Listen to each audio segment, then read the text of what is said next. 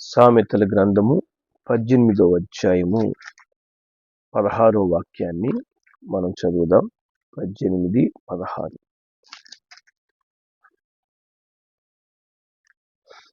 ఒకడు ఇచ్చు కానుక వానికి వీలు కలగజేయును, అది గొప్పవారి ఎదుటకు వారిని రప్పించును. హల్లెలూయా. దేవుని నామానికి మహిమ కలుగును గాక. కాబట్టి కానుక అనేది మన జీవితంలో చేసే ఒక గొప్ప మేలు గురించి పరిశుద్ధ గ్రంథంలో దేవుడు రాసి పెట్టాడు. కానుక ఇవ్వడం అనేది కానుక ఇవ్వడం అనేది దేవుని యొక్క మనస్సు అని చెప్పచ్చు. ఎందుకంటే దేవాది దేవుడే తన్ను తాను మన కొరకు కానుకగా అర్పించుకున్నాడంట. మరి కానుక ఇవ్వడం అనేది ఏం చేస్తుంది? మనకు వీలు కలగజేస్తుంది. మనకు ఒక మేలు పొందుకోవడానికి లేదా ఒక సమాధాన కార్యం అనుభవించడానికి, మన జీవితంలో కొన్ని నూతనమైనటువంటి మార్గాలు తెరవబడ్డానికి కూడా ఇది కానుక అనేది వీలు కలగజేస్తుంది. అది గొప్పవారి ఎదుటకు వారిని రప్పించును. కాబట్టి గొప్పవారితో స్నేహాన్ని కూడా మనకు కానుక ద్వారా మనము పొందుకుంటామని దేవుని వాక్యం చెప్తుంది. చాలా మందికి ఏంటంటే తీసుకునే గుణం ఉంటుంది కానీ ఇచ్చే గుణం ఉండదు. ఇచ్చే స్వభావము అది దేవునిది. దేవుడు కూడా అంటాడు, దేవుడు ఉత్సాహంగా ఇచ్చేవాడిని ప్రేమిస్తాడంట. ఉత్సాహంగా కానుక ఇచ్చేవారిగా, ఉత్సాహంగా మనము ఇతరులకు సహాయం చేసేవారిగా, ఇతరులకు మేలుకరంగా మనం ఉన్నప్పుడు మనకు అనేక మంది స్నేహితులు ఏర్పడతారు. మరి దేవుని వాక్యం చెప్తుంది, అదే 19వ అధ్యాయం, సామెతల గ్రంథము 19వ అధ్యాయం 6వ వచనం మనం చదివితే, అనేకులు గొప్పవారి కటాక్షం వెతుకుదురు, దాతకు అందరూ స్నేహితులంట. మరి ఇతరులకు సహాయం చేసే మంచి గుణం కలిగిన వారికి, ఇతరులకి కానుకిచ్చేవారికి అందరూ స్నేహితులు అవుతారంట. అందరూ స్నేహితులు అవుతారు. కాబట్టి ఈ దినమున మనము ఇతరులకి కానుకిచ్చే మనసు మనకుందా? ఇతరులకు మేలు చేయాలన్నటువంటి మనస్తత్వం కలిగి ఉన్నామా? మరి సామెతల గ్రంథం 21వ అధ్యాయం 14వ వచనం మనం చదివితే,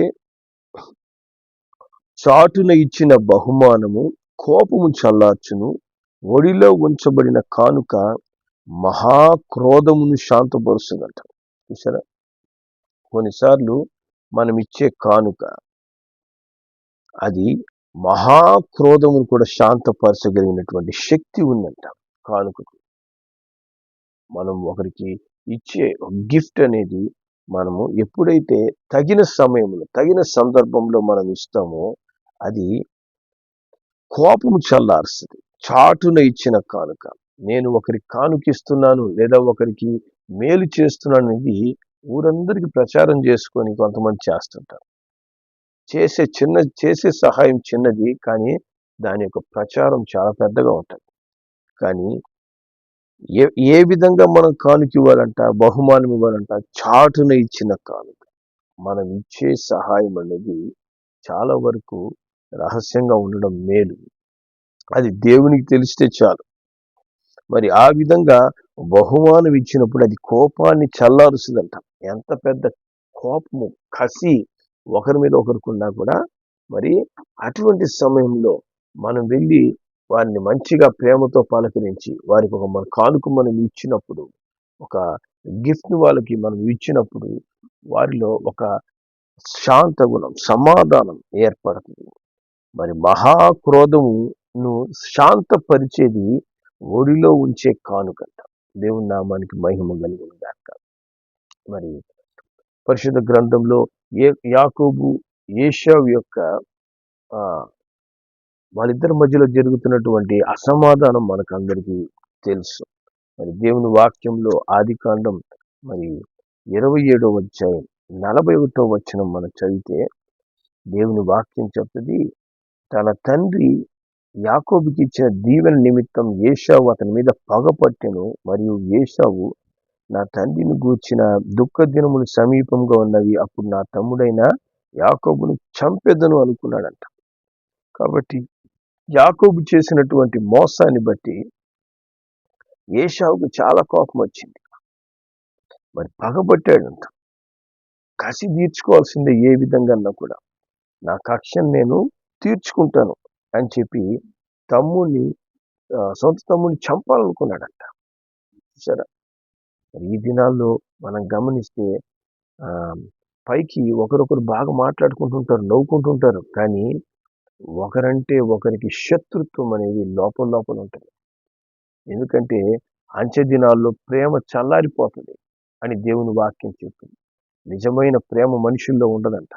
ఆ స్థానంలో అక్రమం విస్తరించి, అంటే క్రమమైనటువంటి దేవుని చిత్తానుసారమైనటువంటి ప్రేమ సమాధానాలు వెళ్ళిపోయి అక్కడ పగ, ద్వేషము, కక్ష అనేటివి పెరగడం వల్ల ప్రేమ చల్లారిపోతుందంట. అటువంటి దినాల్లో మనం ఉంటున్నాం. కాబట్టి చాలా మంది పైకి ప్రేమ నటిస్తారు, కానీ లోపల ఏముంటుంది? పగ ఉంటుంది. మరి అటువంటి సమయంలో మనం ఏం చేయాలి? జ్ఞానం కలిగి ప్రవర్తించాలి, జ్ఞానం కలిగి నటించాలి. కొన్నిసార్లు మనం ఇచ్చే చిన్న చిన్న కానుకలే పెద్ద మేలుగా మన జీవితానికి ఆశీర్వాదంగా మారుతాయి. మనము చిన్న చిన్న చేసే మన చిన్న సహాయాలు ఒక గొప్ప మేలుకు వీలు కలగజేస్తాయంట. నువ్వు పొందుకోవడానికి గొప్ప మేలుకి మార్గాన్ని తెరస్తాయంట. కాబట్టి మనము ఈ లోకంలో జ్ఞానం కలిగి నడుచుకోవడం మనము ప్రయత్నం చేయాలి. ఇక్కడ కూడా యాకోబు మరి సొంత అన్న అతన్ని చంపాలని పగబట్టాడు. మరి ఆ సమయంలో ఆ యొక్క ప్రాంతాన్ని విడిచిపెట్టి పారిపోవాల్సినటువంటి పరిస్థితి వచ్చింది.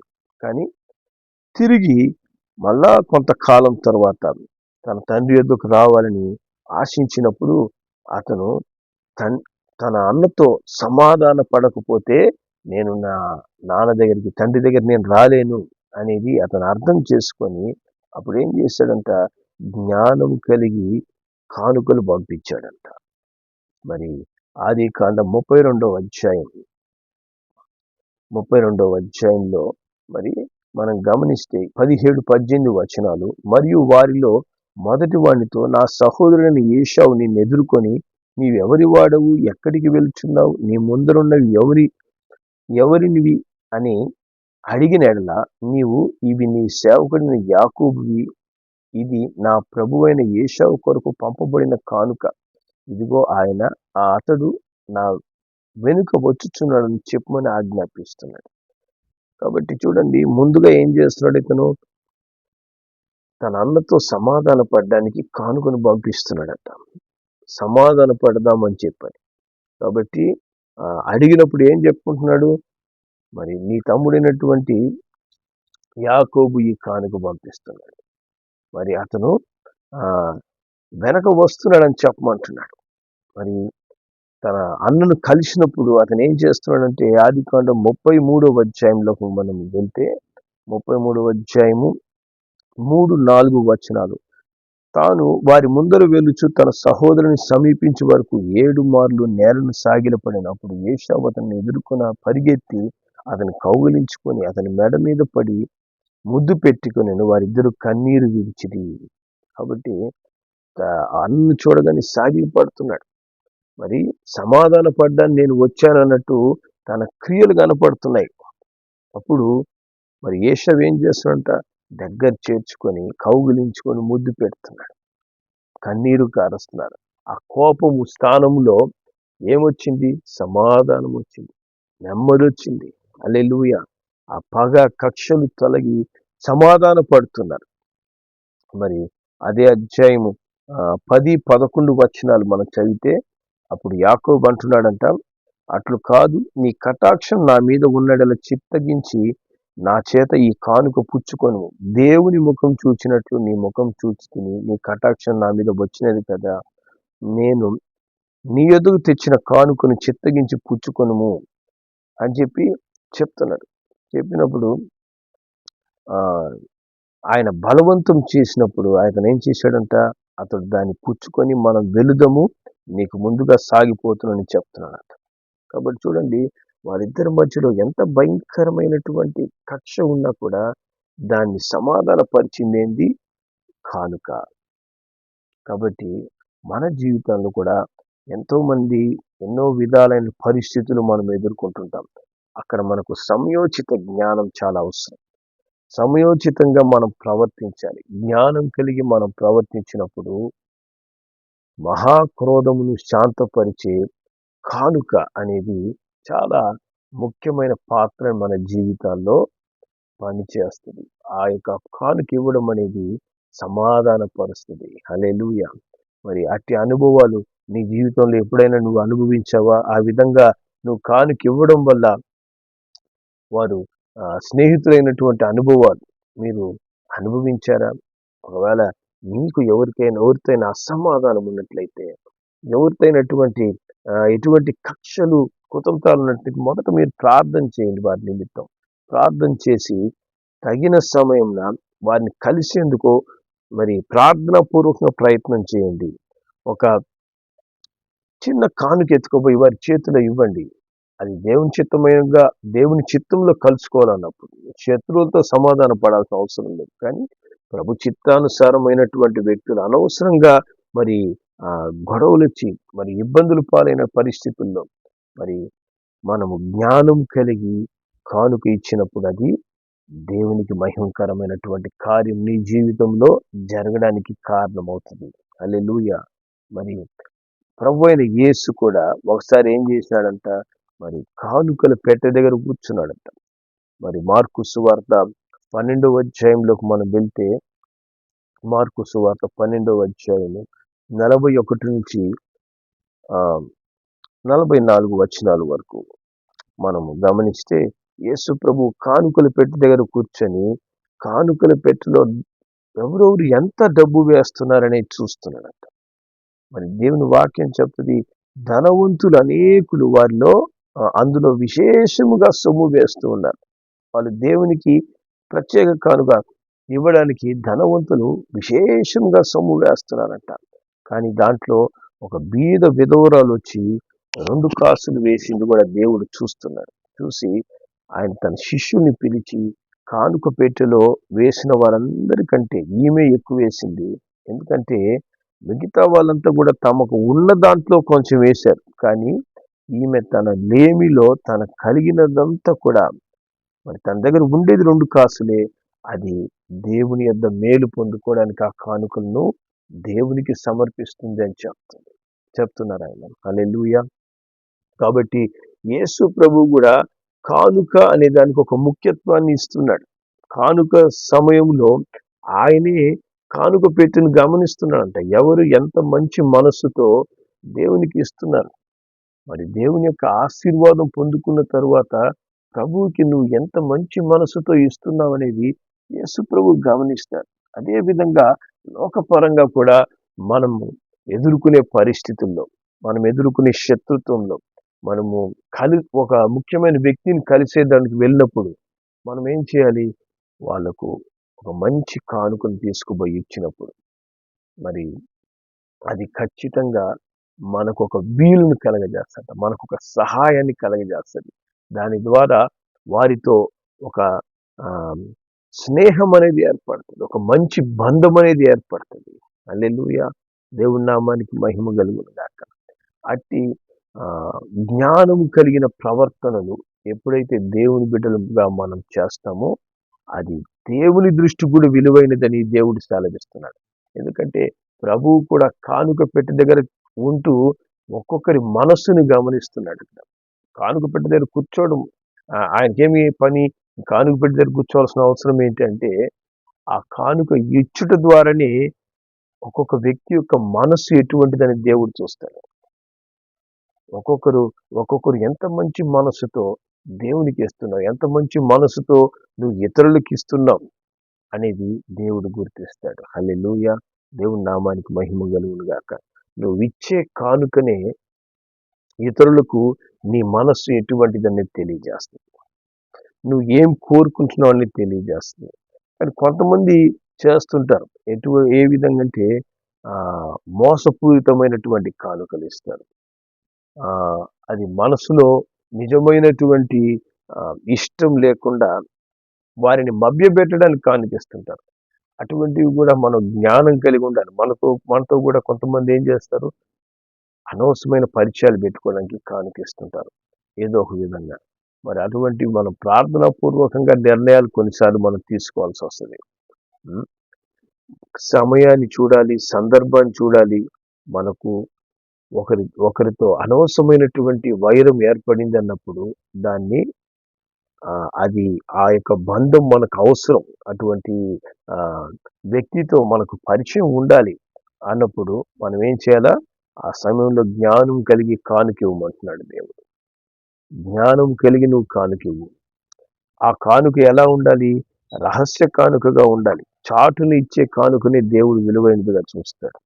నువ్వు చాటున ఎప్పుడైతే నీ శ్రేష్టమైన కానుక అతనికి ఇస్తావో, లేదా నువ్వు దేవునికి ఇస్తావో, దేవుడు దాన్ని తిరిగి నీ జీవితంలో మేలు కలిగే విధంగా నువ్వు ఎవరి సహాయానికి వెళ్ళి ఉన్నావో, లేదా దేవుని దగ్గర ఏ సహాయం కోసం వచ్చి ఉన్నావో దానికి తగినటువంటి మేలు కలిగే రీతిగా దేవుడు ఆ కానుక ద్వారా వీలు కలగజేస్తాడంట. హల్లెలూయా. మనము ఇచ్చేది మన పని అయితే దాని ద్వారా మేలు కలగజేసేది దేవుడు. దేవుడే దానికి ఒకడు ఇచ్చు కానుక వానికి వీలు కలగజేస్తాడంట. నీకు ఏ కార్యం జరగాలో ఆ కార్యంలో దేవుడు మార్గాలను సరళం చేస్తాడు. హల్లెలూయా. పరిస్థితులు అనుకూలంగా మార్చగలిగిన శక్తి కానుకకుంది. కాబట్టి నువ్వు జ్ఞానం కలిగి ఎవరికి నీ కలుస్తున్నాం, ఎక్కడికి వెళ్తున్నాం, లేదా ఈ యొక్క బంధములో నేను ఏ విధంగా వారితో సమాధాన పడాలి అన్నప్పుడు మన జ్ఞానం కలిగిన కానుక ఇవ్వాలి. హల్లెలూయా. ఆ జ్ఞానం కలిగిన కానుక గొప్పవారి ఎదుటకు నిన్ను నడిపిస్తుంది. గొప్పవారితో నీకు బంధాన్ని కలగజేస్తుంది. అది నీ జీవితానికి ఒక మేలుకరంగా మారుతుంది. అదేవిధంగా అనవసరమైన శత్రుత్వాలు మరి సమసిపోయేలా చేయగలిగిన శక్తి దేనికి ఉందంటే నువ్వు చాటునిచ్చే బహుమానం మీద, మరి నువ్వు జ్ఞానం కలిగి ఇచ్చే బహుమానం మీద ఉంది. కాబట్టి దేవుని బిడ్డలైన మనము సమాధానంగా ఉండడానికి దేవుడు పిలిచాడు. శక్యమైనంత మటుకు అందరితో సమాధానంగా ఉండమని చెప్పాడు దేవుడు. మరి దానికి మించినటువంటిది నువ్వు పగ తీర్చుకున్నట్టు నా పని అని చెప్పాడు. కాబట్టి ఆ పరిస్థితి మనం దేవునికి అప్పగించి మనం అందరితో సమాధానంగా ఉందాం. సమాధాన పడేందుకు అత్యద్భుతమైన మార్గం ఏంటంటే కానుక ఇవ్వడం. హల్లెలూయా. మరి నువ్వు మనుషులతో సమాధానంగా ఉంటున్నావా? దేవునితో సమాధానం కలిగి ఉంటున్నావా? దేవునికి ఇవ్వాల్సింది దేవునికి ఇస్తున్నావా? మనుషులకి ఇవ్వాల్సింది మనుషులకి ఇస్తున్నావా? అట్టి సమాధానకరమైన కార్యాలు మనం చేసేందుకు సిద్ధపడదాం. దాని ద్వారా మనకేమవుతుంది? మేలు పొందుకునే వీలు మనకి ఏర్పడుతుందంట. నిన్ను ఘనత పొందే వారి యొద్దకు, ఘనము పొందిన వారి యొద్దకు నడిపిస్తుందంట.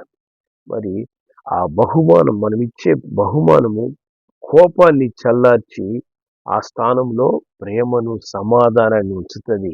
హల్లెలూయా.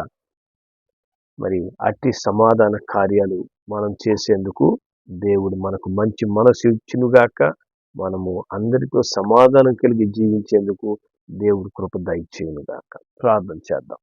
ప్రేమ గల మా తండ్రి, కృప కలిగిన మా నాయన, ఈ ఉదయ కాలంలో మరి తండ్రి ఒకడు ఇచ్చే కానుక వానికి మేలు పొందేందుకు వీలు కలగజేస్తుందని మీరు సెలవిస్తున్నందుకు స్తోత్రం. అది గొప్ప వారి ఎదుటకు మమ్మల్ని నడిపిస్తుందని తెలియజేస్తున్నందుకు స్తోత్రం. మరి తండ్రి మా జీవితాల్లో కూడా అనేక పరిస్థితులు నైనా ఇబ్బందికరంగా మరి తండ్రి కొంతమందితో అనవసరమైనటువంటి శత్రుత్వాలు సాతానుడు కలగజేస్తున్నాడు. అలాంటి సమయంలో తండ్రి మేము జ్ఞానం కలిగి ప్రవర్తించేందుకు, జ్ఞానం కలిగి నడుచుకునేందుకు, మా యొక్క జీవితానికి ఏది మేలో ఆ మేలుకరమైన నిర్ణయాలు మేము తీసుకునేందుకు అయా తండ్రి జ్ఞానం కలిగి మేము కానుక ఇచ్చేందుకు మాకు సహాయం చేయి. దాని ద్వారా మా ప్రేమను ఇతరులకు తెలియపరిచేందుకు సహాయం చేయి. మరి తండ్రి దాని ద్వారా కోపమును, క్రోధమును మీరు చల్లార్చి దాని స్థానంలో సమాధానాన్ని మీరు అనుగ్రహించండి. అదేవిధంగా దేవునికి కూడా మేము ఇచ్చే విషయంలో ఆయన నమ్మకస్తులుగా ఉండేందుకు సహాయం చేయండి. దాని ద్వారా దేవుని యొక్క సంపూర్ణమైన ఆశీర్వాదాలు, పరిపూర్ణమైన దీవెనలు మేము పొందుకునే రీతిలో ఆయన ప్రభు చిత్తంలో మేము నడవగలిగేందుకు మాకు కృప చూపించమని, మరి తండ్రి మీరే మాకు గొప్ప గొప్ప కానుకగా ఆయన మిమ్మల్ని మీరు మాకు అర్పించుకున్నారయ్యా. మరి తండ్రి మీరే మాకు గొప్ప బహుమానమై ఉన్నారు.